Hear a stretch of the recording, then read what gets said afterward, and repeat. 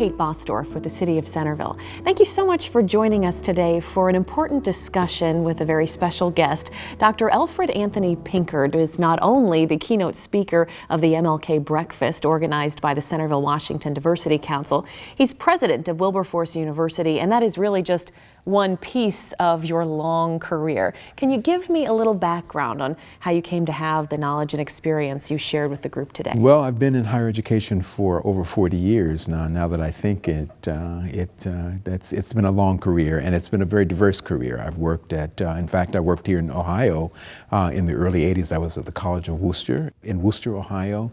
But my career in higher ed began with a faculty appointment at Miami-Dade Community College, which is now Miami-Dade College in Miami, Florida. I was in the social sciences area division there, and worked for a couple of years and then returned to graduate school. And after that, just began working primarily at HBCUs, but I spent some time at Colgate University, the College of Worcester, as I mentioned, California State, Long Beach. And so that experience has brought me to Wilberforce. And so it's a real culmination of a long and varied career in higher education. And I've just fallen in love with this iconic institution. And so I feel honored to be the 22nd president of the university. The message you just delivered was King's beloved community reimagined. And as a portion of your address, you said it's really not a reimagining. Can you kind of talk about that? Well, I think that on this day, which is an important day, that we celebrate the life and legacy of Martin Luther King, there's always a tendency to really sort of look at his work, and people are oftentimes asked the question, what would he think about us now? And so as they were asking what would my presentation be, I was thinking about the beloved community, which is something that King is synonymous with King. And essentially what he talks about in the beloved community is making a way, making a world that is a world where everyone can feel loved, can feel appreciated, can feel affirmed, and can have the opportunity to build a good life for themselves and their families. And at the core of that, I believe it's a simple act of kindness. And it seems very simple, it seems almost cliche, but it is so profound in terms of its application. If we are just kind to one another and love one another, then the world would be a much better place. And so I don't believe that the beloved community has come to be. And so my presentation today, the title was a bit of a misnomer, because it is not reimagined, as I concluded by saying, I don't think that we've realized it yet. I think that is our challenge as human beings.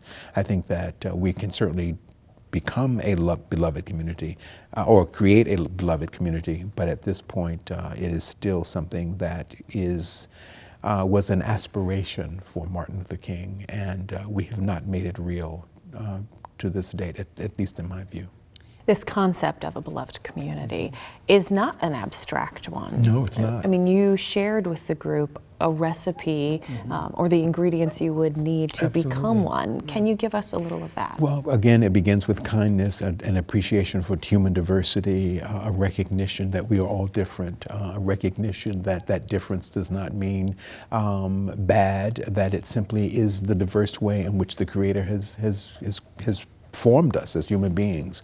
It means that we care about each other. It means that we want one another to live in a particular kind of world where there is no pain that's caused by homelessness, that's caused by poverty, that's caused by war, that's caused by injustice, that's caused by discrimination, that's caused by the very isms that we live on, the racism, sexism, ageism.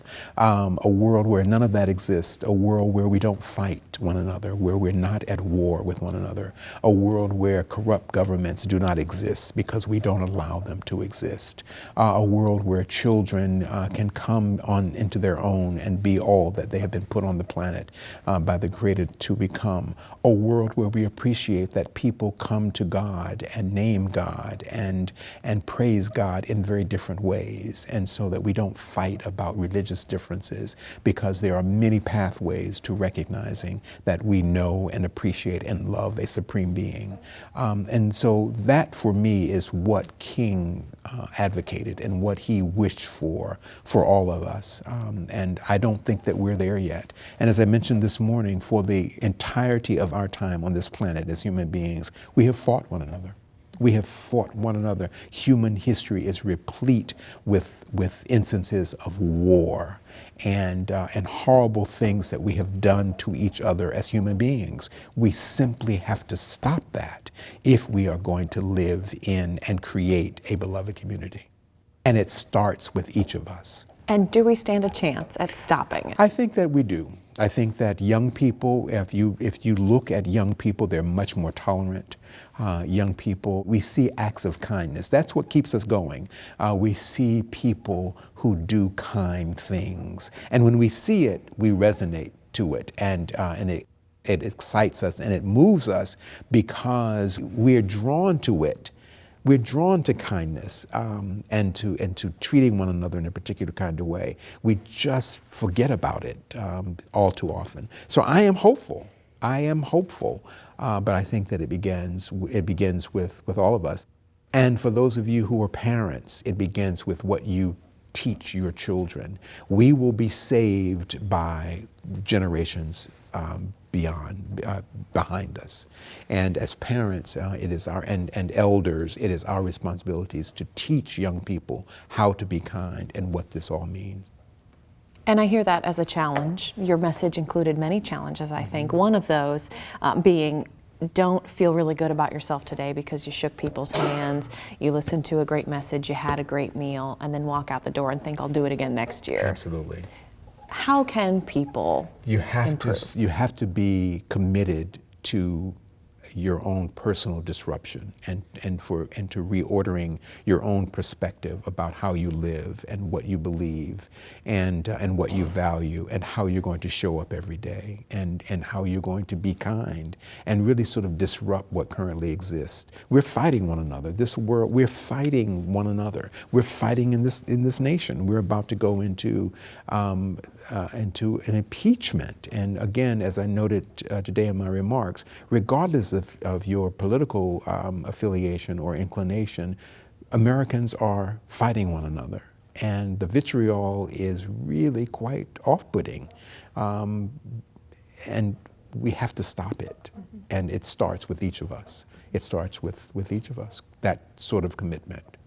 While you're here, can you talk a little bit about your work with Wilberforce and the goals you have there? Yes, we are in the midst of a renaissance at Wilberforce. The university has had some challenges within the last 10 to 15 years. I'd be disingenuous if I suggested that it did not.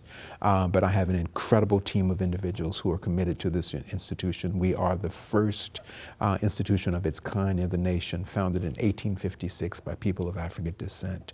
And it has existed for over 160 years. We have programs that focus on entrepreneurship.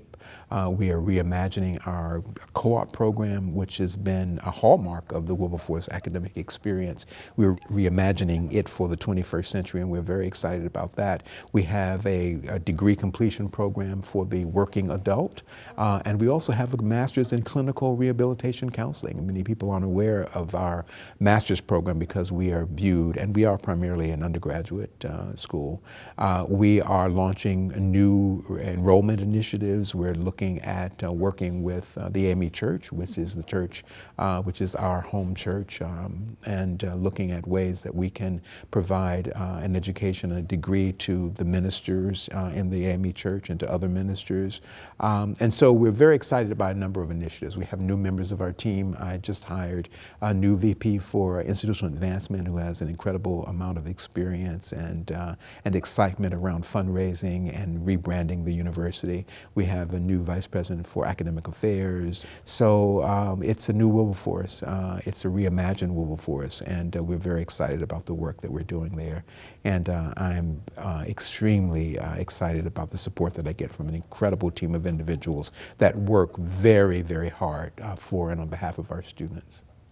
What sort of interaction do you see? What sort of examples of positive diversity and challenges in the Miami Valley in our community? Well, I think that, historically we have all been in our own tribes, and then that's the history of this nation. Although I like to say, and I didn't speak today about this because Wilberforce was not the center of the discussion, but Wilberforce is a real example of interracial cooperation. I mean, the school was founded as a result of two denominations, one white and one black, coming together in the state of Ohio. And so it really is an exemplar of what can happen when people transcend race and difference. Wilberforce exists because of that. But I think that, again, in our nation, we have come to view difference as bad. If you're different from me, we place difference on a hierarchy. When you look at a group of flowers, when you look at a rose and a tulip and a chrysanthemum, when we put them all together, they're flowers and they're different. But what we don't do with flowers is we don't say the rose is better than the tulip, or the tulip is better than the lilac. But with human diversity, we do. And that has been our problem. We have placed human difference on a hierarchy. If you look like this, then you occupy a particular rung on the hierarchy.